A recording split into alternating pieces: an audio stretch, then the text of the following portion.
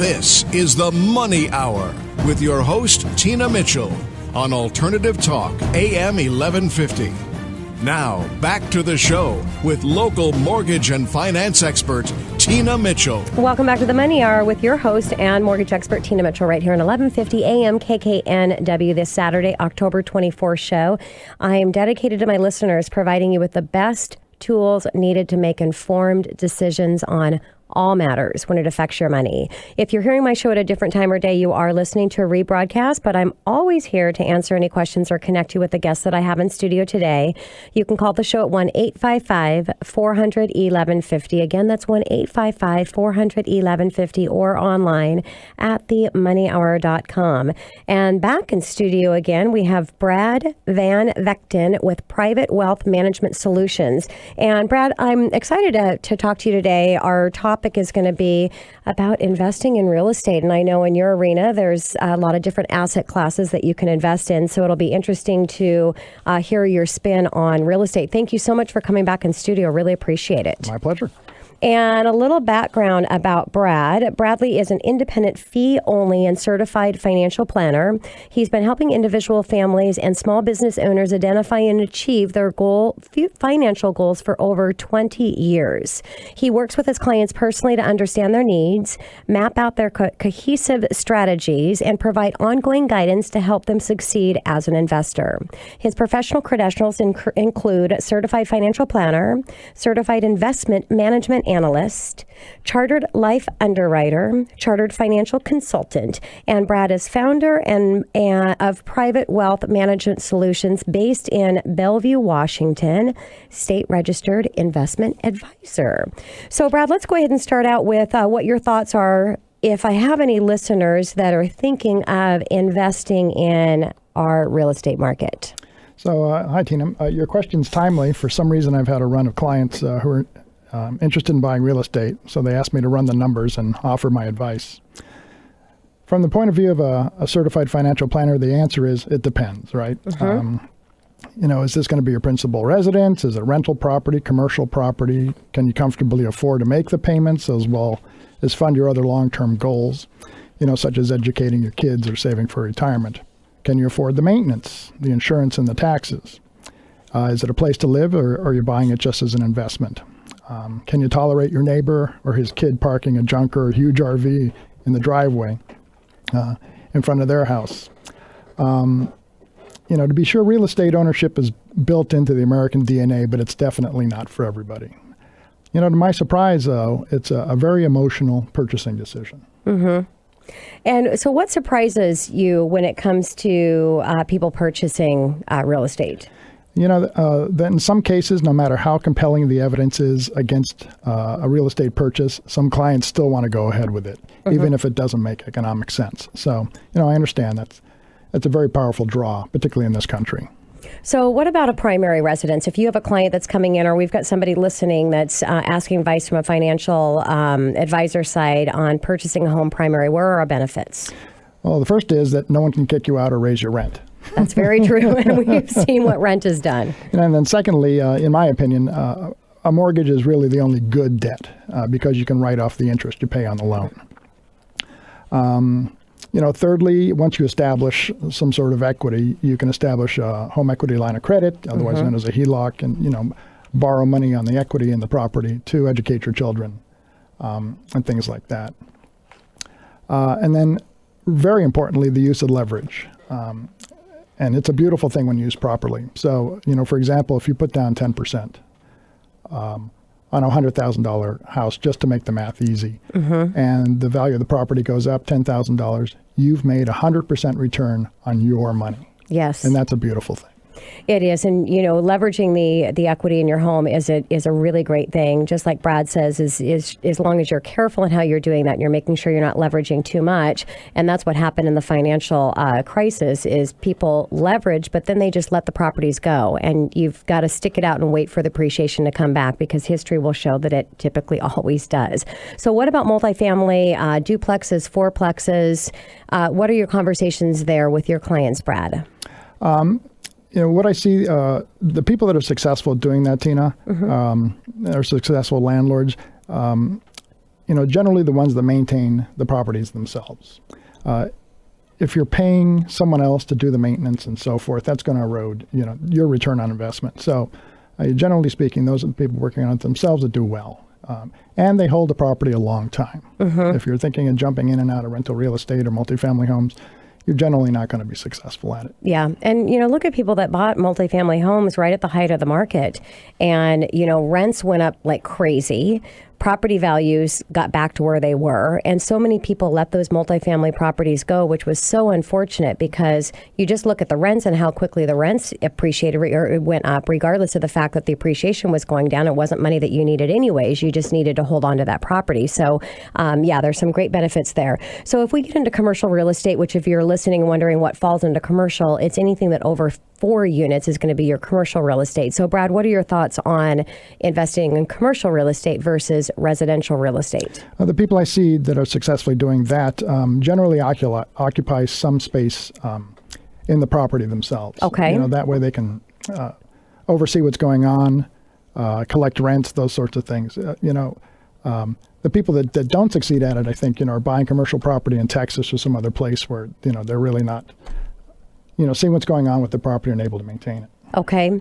So, Brad, what if I have a listener that's listening? He's got the benefit to be able to pay down their mortgage ahead. They've got some extra funds that they can work with to make additional payments. What are you advising there? Honestly, this is going to be the most important part of our discussion today. And the answer is generally no. Yes. Don't do it. Especially in your income producing years where you can take advantage of the mortgage expense deduction. And secondly, while interest rates are so low. Yes. And I always run that for my clients, and it's pretty surprising when you look at the cost of interest rate, and the true cost of interest rate is really after your tax bracket. So if you're in a 25% tax bracket and you've got a 4% interest rate, it really is 3 3/4% interest rate. So if you look at that, can you earn on your investment more than 3 3/4? And I would imagine that there's probably something that you can invest in that's going to earn a higher return. Also, the fact that you're actually going to be able to compound and just looking at real estate's not based on what you owe. Real estate's based on the value of the property. It doesn't matter what you owe. So it's going to appreciate based on the value. Your asset class is going to appreciate based on how much you have in that asset. So if you're not investing into it. So when you look at the numbers, it's really easy to run them to see what makes most sense for you. Now, what about paying cash for a property? Oh, go ahead, Brad. What are you going to say on that? I just want to interject. So, generally paying off your mortgage before retirement is a very American notion, for some reason that's been installed in us, since we were children. But frankly, real estate's a lousy place to park your cash. Number one, it's illiquid. And it, as you already mentioned, it doesn't grow very quickly compared to other asset classes. Exactly. Okay? So to back that up, here's why. Inflation's 2.4% average over the last 20 years, right? Homes on average appreciate 3.2% nationally, about 1% over inflation. Okay. The United States stock market returns almost 10% a year average over the last 20 years, and a well-diversified portfolio of stocks, international bonds, alternatives, and international stocks returns about 9%. So my question is, why would you put the majority of your money in an asset class that just returns 3% when you can get 8 or 9? Not only that, those funds are immediately available, if it's in an after-tax account, to you in the event you need them. And as an option, you can always use that money to pay off the mortgage if that's what you want to do. Yep. When it comes to how you want to manage your money, ultimately you are the decision maker as far as what makes you feel most comfortable for the security of your family. What you need to do is you just need to look at the numbers, because I think that's where a lot of people, they're just not looking at how the numbers come out. And you can look at the numbers and you've got the information to make the best decision, again, for you and your family. Now, what about paying cash for property? We may have people listening today that are downsizing, and so they've got the ability to go in and just completely pay cash for that home. What are your thoughts there? So I would encourage them to pay a modest down payment, take out a low interest mortgage, and invest the difference conservatively. And keep your options open. There's value in having options open to you. You can always change your mind in the future and pay off the mortgage. But in the meantime, say you're in a diversified portfolio over 5 or 10 years, you're going to vastly out earn what it would be if that money were parked in a non-liquid asset such as real estate. Yeah, makes total sense. So any other advice that you have to my listeners when considering purchasing real estate, Brad? Consider, what are the tax consequences? If you need to sell it, What if you're underwater on the loan? These are all things that, sometimes people get forced into, particularly if, they jumped in when they shouldn't have, when they didn't have enough assets, as an example, to put down a meaningful down payment.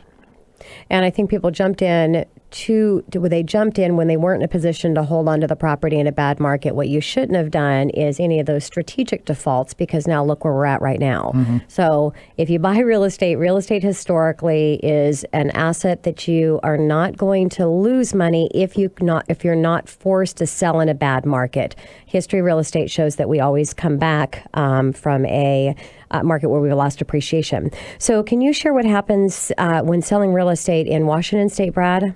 I'm originally from California, so this was a bit of a surprise to me. So even if you lose money in the transaction in the state of Washington, you pay a real estate excise tax, which starts at 1.28%.